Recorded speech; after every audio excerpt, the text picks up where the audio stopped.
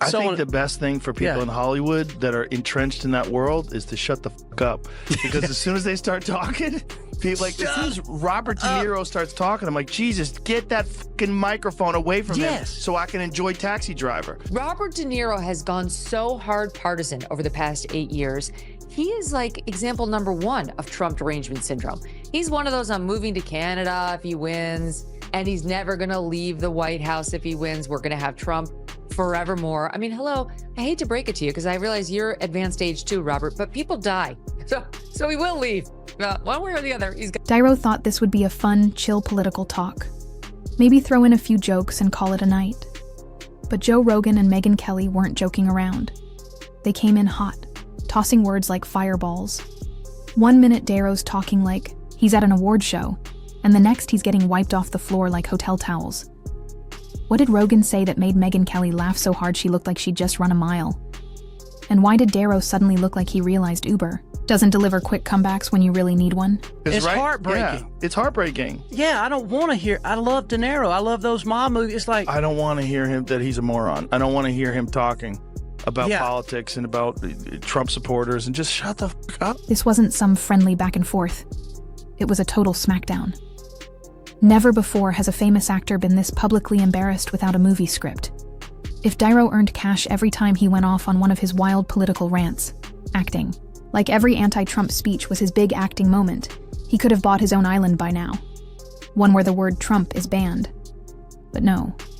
He stuck to the spotlight, waving his arms, reading the teleprompter like it owed him money, and turning every award show into a fight night. What he didn't plan on was this time, the hits came back. Just when fans thought they couldn't. Take another red-faced meltdown from a guy known for playing fake tough guys. 2 big media stars showed up with zero patience and plenty of fire. Like, you didn't think this through. Like, this is, and he's getting yelled at. He's doing an outside press conference. Like, Robert, you're 80 years old. Don't ruin this thing. You've had this life where you were a fucking raging bull. You know, you were in The Godfather. Like, stop doing this. Man. Don't do this. I'm terrified to meet some of those people I looked up to now. You should be. I mean, like I've met a few of them, and it's actors in particular, because their whole business is pretend. Their whole business is pretend. First came Joe Rogan, the king of podcasts, stepping into the mess like he walked into a cheap political soap opera and decided to destroy the whole thing with his voice. No warning, no soft talk, just bold opinions that cut right through Dairo's drama. While Dairo was out there freaking out like he was acting in some tragic one-man play in front of tired stars and shiny trophies, Rogan was in his studio cool as ever, dropping truth bombs like it was just another normal day. He didn't need to say any names, he didn't have to. The way he described it, everyone knew he meant Dairo. It was too spot on, like a custom shoe made by a grumpy Italian shoemaker who's had enough of loud Hollywood speeches. Rogan simply painted a picture of a confused celebrity who thinks pretending to be a mobster means he knows politics. In Rogan's view, there's a certain type of star who believes that just because they once acted in a film about loyalty, they've got the answers to global issues. People shouting him down like, your movies suck. That's not true. No, his movies are very good. Suck. He's one of the greatest actors. I mean, he's the heir apparent to Brando, blah, blah, blah. But he's a loon. Yeah. I mean, you have to just say what he is. He's, he has, basically, I describe this to people. You know what's happening now? Because people are aware about concussions and the problems with CTE. When you get hit and you get a dinger in football, they put you in the blue tent, in the sideline. Yeah. That's what needs to happen to Democrats. They need to go in the blue tent for a little bit, kind of, get your eyes checked, and then come out and be rational again. Yeah, cool off and a De little. Niro needs to go in the blue tent. I mean, because it's not calming things down. We need to be rational. Like, dude, you acted as a guy named Vito for 30 years, not a lawmaker. That's like your coffee shop barista giving NASA tips on building rockets just because they added a cool swirl to your latte. And Rogan? He crushed that idea with the calm brutality of a UFC kick to the head, grinning the whole time. He called out the wild egos, the crazy belief that just being in movies makes these stars experts on real-world issues. They don't want to debate. They want claps. They don't want truth. They want praise. To them, that sagging actor's card is more than just a job badge. It's a ticket to speak on wars, trade, and politics like they're in charge of the country. And Rogan took all this apart with his usual vibe, laid back, probably half-buzzed, cracking jokes while tearing down years of Hollywood nonsense like it was easy. No shouting, no tantrums, just straight shots wrapped in jokes. He never said Dairo, but come on, the whole thing could have been titled Robert the Rerun. Robert De Niro. Yeah. Now, Kurt's convinced that Robert De Niro's on some kind of Epstein list or some kind of thing like that, and then he's afraid that if Trump does get power, he's going to expose him, and he is actually going to come at him. That's what, of course Kurt thinks That's that. what Kurt thinks that. Kurt thinks that about every fucking thing that happens in the world. I think Robert De Niro's just got Trump derangement syndrome. I think he's old, too. There's a thing about old men. And they want to yell at everybody. And he's completely... Did you see when he went and gave that speech outside of the trial? That was bizarre. Told him that was a good idea. And then, That idea? It hit. This wasn't some Hollywood drama anymore. It turned into a life lesson starring a once-respected actor who traded respect for rants. And just as the smoke from Rogan's takedown cleared, bam, Megyn Kelly stepped in. Rogan came in chill, laughing at how dumb it all was. Kelly, she had the energy of someone who's kept receipts for years and finally hit send all. She didn't name Dairo either, but as soon as she dropped lines like Hollywood big mouth and thinks the Oscars are Congress, it was basically a billboard with his face. But Kelly wasn't here to joke around.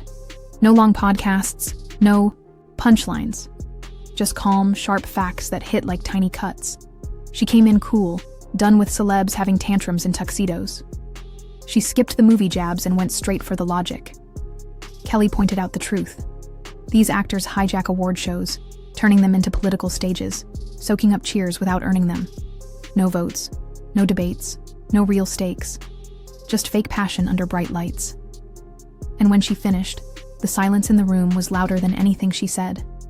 Robert De Niro, who's got a severe case of the TDS, is in conference right now, as all of the muckety-mucks are. And he's very unhappy about what Trump is doing to try to keep filmmaking, American filmmaking, in America by slapping tariffs on foreign-made films so that he can basically try to force people to make them domestically again for the American audience that they're meant to serve. And here's what De Niro said on Tuesday. America's Philistine president has had himself appointed head of one of our premier cultural institutions. What these celebs really want is all the praise that comes with being smart about politics, without learning anything real. They don't get standing ovations for ideas or plans. They get clapped for because Google pulls up their face next to a movie quote and a red carpet picture. It's not just silly, it's risky. When stars pretend they're the moral voice of the people, they're usually just preaching to crowds too polite or too well paid to argue. But Kelly wasn't buying it. She ripped the mask off and showed the truth. Hollywood's one big mirror room, full of suits, claps, and ego. Same talk, same fake smiles, over and over. It's like Groundhog Day with Botox and less honesty. And Kelly? She didn't miss. She hit the target dead on. She pulled back the fancy curtain and showed the weird truth. These stars living in gated mansions with private guards actually think they're the voice of the people. Like, really? You're gonna talk about justice while standing on an Oscar-shaped stage and heading home in a car that costs more than 5 years of normal life? Kelly's main point landed hard. Realness still matters. People are tired of lectures from millionaires who've spent half their lives getting makeup and compliments. One day the makeup's gone, the spotlight's off. And all that's left is a guy who once acted tough, now waving at imaginary enemies like he's trying to fight freedom itself. And then he starts yelling at regular people. He's like, fuck you, you're a gangster. Go fuck you. Like, it's crazy that that's the guy what? from Taxi Driver.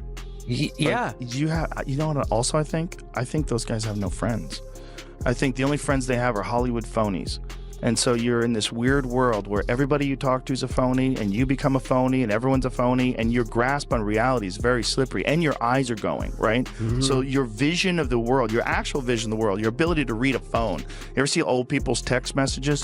The fucking text on their phone is like as big as my hand. Yeah. It's crazy. And so your vision of the world is blurring, literally and figuratively, and then you're getting old. And when old people are tired and cranky, they just want everyone to listen to them and they don't have time to have a calm conversation. And you state out your opinion, I'll state my opinion. Let's see where we have common ground. Get off my... And the audience?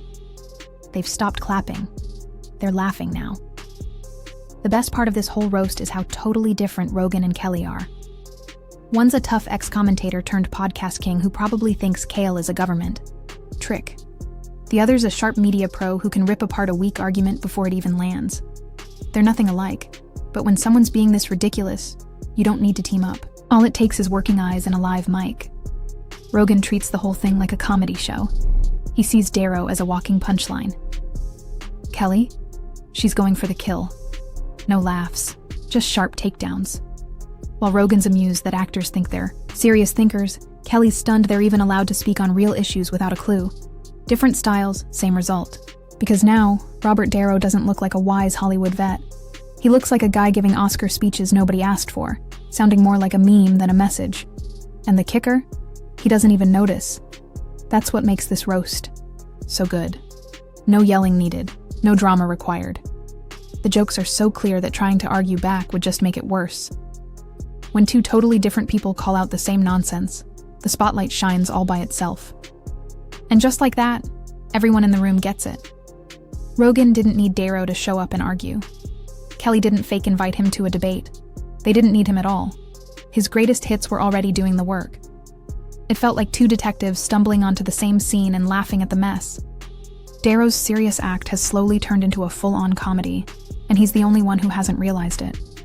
And nothing proves that faster than getting roasted by two media stars who don't even roll in the same circles. They didn't plan it.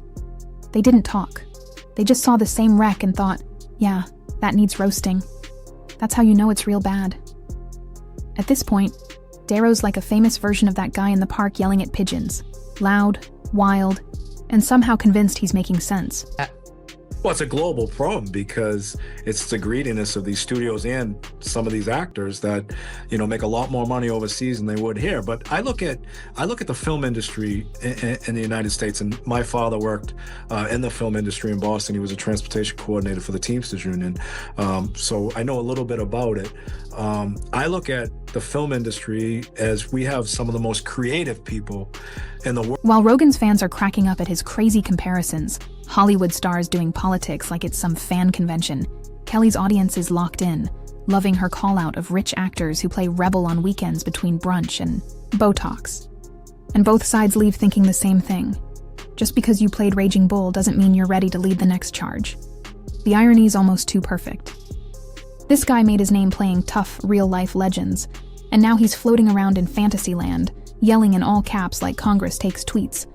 It's like watching a top chef slap processed cheese on a steak and call it gourmet. Why is he talking about this? Why is he talking about this publicly? I'm going to say one thing. Trump.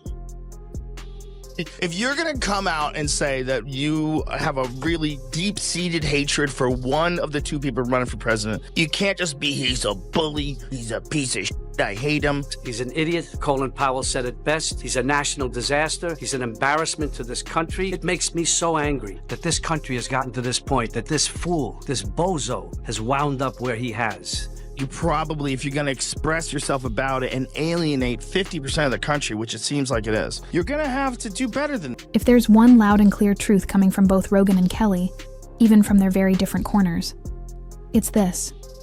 People deserve better than a red carpet meltdown from a millionaire lost in his own echo. It's honestly kind of sad, watching someone with all that money and fame waste it ranting at award shows like he's leading a revolution. Bro, you're not starting a movement. You're giving a solo speech in a room full of interns and shrimp platters. Real changemakers aren't acting like it's campaign night. They're not yelling at crowds for internet clout. They get something Dairo seems to have missed. Influence without real knowledge? That's just loud noise. And these days, his rants sound less like a man of the people and more like an uncle who just found the Wi-Fi and won't stop posting. That's what makes it weirdly funny. Joe Rogan and Megyn Kelly, two people who'd probably argue about how to toast a bagel, syncing up like orbiting satellites, and what's pulling them in. A fading Hollywood comet named Robert Dairo, burning up with drama, but going nowhere. On one side, you've got Rogan, this chill jujitsu dude with a mic, sipping mushroom tea and cracking jokes while side-eyeing celebs with stoner wisdom. On the other, Kelly's the sharpshooting media pro in heels, slicing up delusions like a courtroom queen, and not even messing up her makeup. They're total opposites. But here they are, somehow tag-teaming the fall of Dairo's spotlight moment. like cats and dogs forming a jazz band, just to drown out the neighborhood rooster who thinks every hot take needs a standing ovation. The garbage outside today. Robert Dairo, officially sent by the Biden campaign, makes himself look like an idiot and reminds us why Trump is so popular. It's so stupid. It was colossally stupid. If you're going to send somebody to go speak outside of the Trump trial, make it someone who's universally beloved, like a Michelle Obama. You know, she's not universally loved. She's not loved on the right. But I'm saying, like, at least within the left and the center left, and maybe even some center righties. Robert De Niro has gone so hard partisan over the past 8 years. He is like example number one of Trump derangement syndrome. It's harsh, it's funny, and in a weird way, kind of perfect. Rogan's sarcasm rolls out with that chilled out stoner energy, half laughing, half sighing like, seriously? This is what we're doing now? He's not even mad. He just sounds tired, like the ridiculousness is roasting itself at this point. On the flip side, Kelly's delivery is the sharp kind, the voice of someone who sat through too many black tie speeches and knows exactly when someone's faking it for applause. These two didn't plan anything. They've never shared a stage, never compared notes, but somehow they both watched Dairo slide from movie icon to a living Twitter rant in a tux and hit the same emotional note. And what really makes this takedown sting isn't just the jokes, it's the truth sitting underneath them. This isn't only about Dairo yelling into award show microphones like he's starring in some musical called Old Man Yells at Cloud.